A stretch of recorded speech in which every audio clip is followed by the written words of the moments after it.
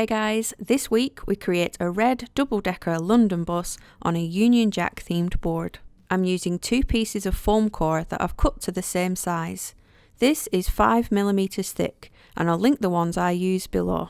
This was easy to cut to size using my quilting ruler. As you can see, it is almost 9.5 inches tall by 4 3/4 inches wide.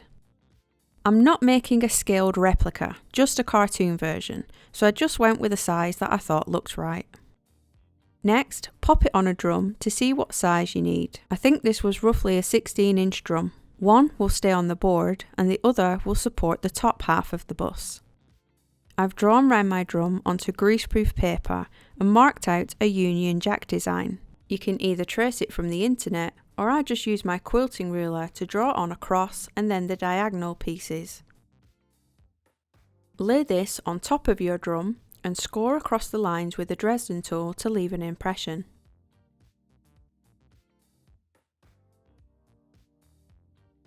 Next, using either a pencil or pen, go over these lines with a ruler. The cake won't touch this as it's on its own board. The reason we didn't draw this straight on the board is because we will need the greaseproof template for later. Lay it on your foam board and draw around it to help you remember how you want to angle it.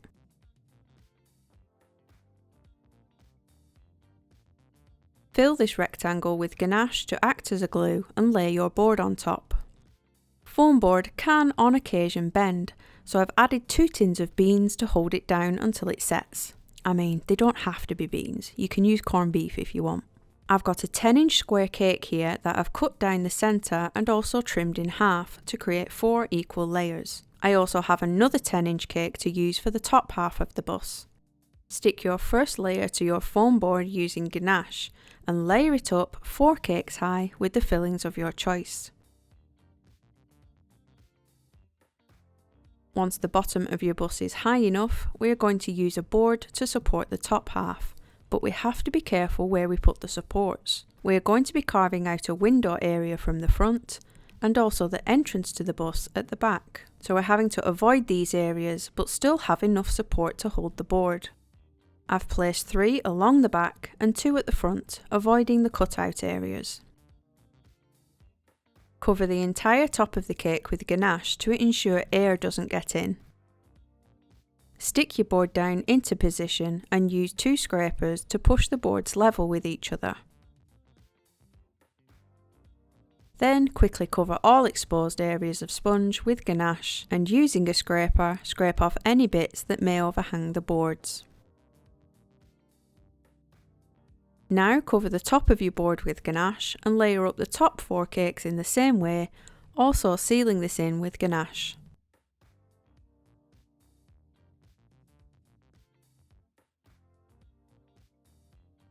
Let this firm up.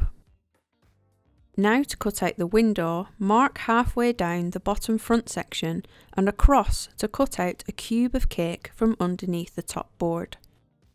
The cake is easier to pull out once it has ganache on it.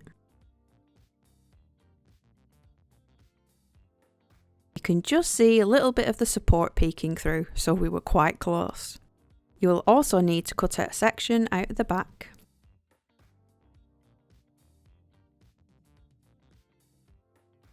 Coat the open cake with a thin layer of ganache.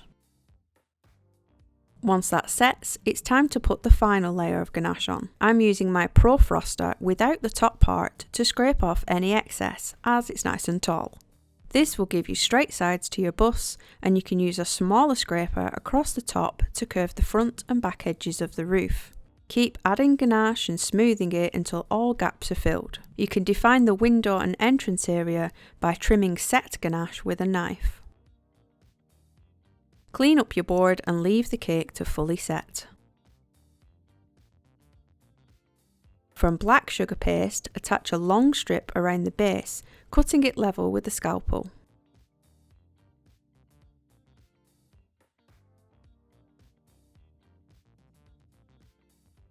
Using a rectangle of black paste, cover the entrance of the bus, trimming it level with the sides. To build up the step area, I inserted a ball of black paste and squashed it down with a smoother. The window area is covered in red paste. I covered the sides first and then inserted a square for the bottom, trimming it all level with the sides.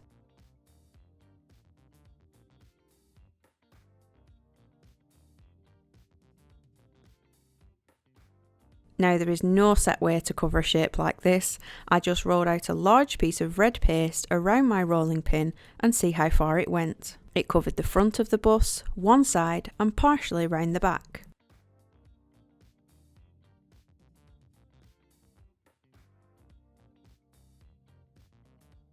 A small piece where it wouldn't reach is easily patched and smoothed in. I use the fatty part of my palm to buff seams together. Trim along the roof to remove the excess and also the bottom of the bus to expose the black trim.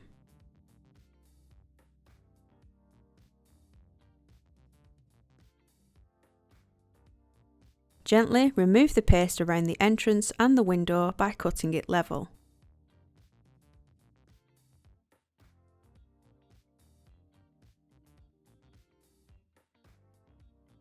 I'm just using my finger to buff any seams. If you like, you can also give it a once over with an acetate smoother. All that needs covering now is the other side and the roof, which can be done in one panel. You should be able to see where the joins are underneath the paste. Cut around these with a scalpel and push the seams together. Buff them with your palm to minimise any joints.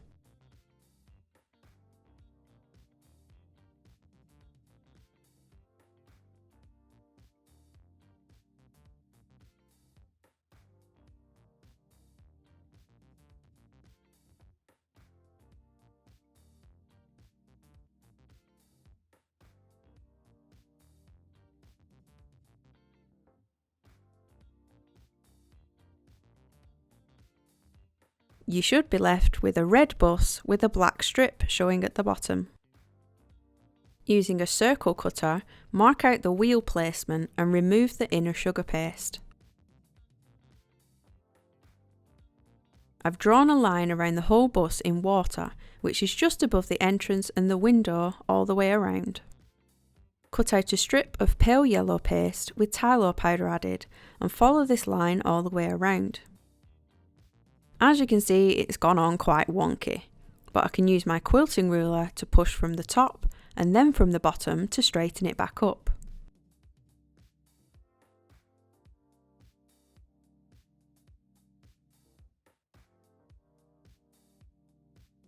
For the windows, I've drawn myself a template from an icing sugar box, which incidentally has a Union Jack on the other side. This is just to make sure my windows are all the same size. Push the card into the cake, paying attention to the edges. This will leave an impression that I can then deepen with my Dresden tool. You can just about fit 4 windows across the top, and where the front window may overhang, just follow the back of the window like normal, but for the front, follow the contours of the bus. Then go ahead and add 2 windows underneath your line, a long window across the back, and 8 windows on the other side of the bus. There are 2 on the front of the bus at the top, and then another, but with an upside down T shape marked in the centre of it. There is also a window underneath the line and 2 in the recess that you can't quite see. To paint, I'm using Faye's Silver Dust, which I mix with lemon extract to make a paint. Go around and do all the windows in this.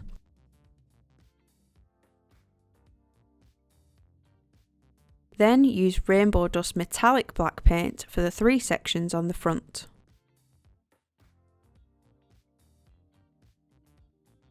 Here I have a piece of red paste that's kept quite chunky, and it's the same width as the front of the bus. I've then curved the top and bottom pieces. Attach this to the front and mark in the front grille with a Dresden tool, adding lines for texture. Paint the grille pieces with black paint and then outline in the silver. It's quick but effective. With a small circle cutter, mark in the headlights and paint these silver. Whilst that dries, roll a piece of red paste, leaving one side really chunky and the other side a lot thinner. Cut a rectangle from this so you have a wedge. Insert the largest end into the window recess and trim it to meet the front of the bus. Push small balls of white onto the silver headlights, leaving a small ring showing around the outside. I cut out the edge with tappets and applied this to one of the black windows. With the same silver paint, cover the step at the back. Now onto the board. Using your greaseproof template from earlier, you can cut strips of red paste at the correct width and use your pen lines on the board as a guide. You can see where this meets the bus goes in at an angle, so just cut an angle first and put it up against the bus, trimming off the overhang on the board.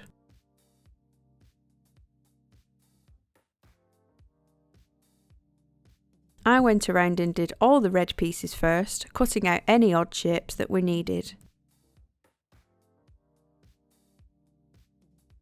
The key to keeping this consistent is a pasta machine, so that every strip you cut is the same depth and they're all joined seamlessly together once laid on the board. Your greaseproof template will also help with cutting your strips to the correct width. I'm not gonna lie, it was a long job, but worth it for the effect it gives the overall cake. Applying it around the cake like this uses less paste, and I think it's quicker than doing a whole Union Jack board first.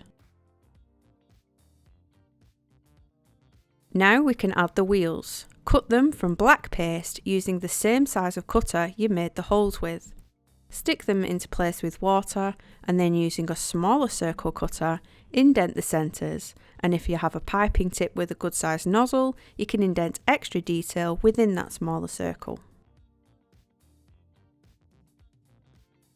Painting them in silver brings out all that extra texture. For the back handrail, I'm using a kebab stick. Just hold it up to the base and measure to the top, cutting it level. Insert the stick into the outer corner, down into the paste, and then slide the top of the stick to meet your upper board. I like to use kebab sticks as the wood takes the paint quite well, as opposed to a plastic stick. I've cut the name using tappets. I have a full tutorial on how to use these, which I will link below the video. They're quite easy and effective to use once you know how. Line the name up how you want it and take a strip of greaseproof paper that you've lined with Trex on one side. Trex is just a veg fat like Crisco. Place this sticky side down onto your letters and tap each one gently to stick it. Flip the paper over and dampen the back of the letters with water. Carefully place your name where you want it. In this case, a navy banner that has just magically appeared. It seems I didn't film that part. Stick the letters down and gently peel off the paper to reveal a nice straight name.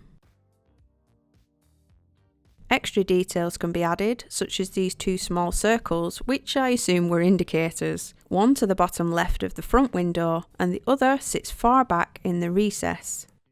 You can also add extra personalisation by adding on a number plate, which is just white dust mixed with water on a black strip. And we're done. A striking red double-decker bus holding plenty of cake on a rather snazzy board, which makes the cake pop. This is just a cartoony bus, no wing mirrors. If you want something more accurate, there is more measuring involved. I prefer the less restrictive cartoony style. Hope you find this useful. If you did, let me know in the comments below because I would love to hear from you, and I'll see you again next week. Bye guys.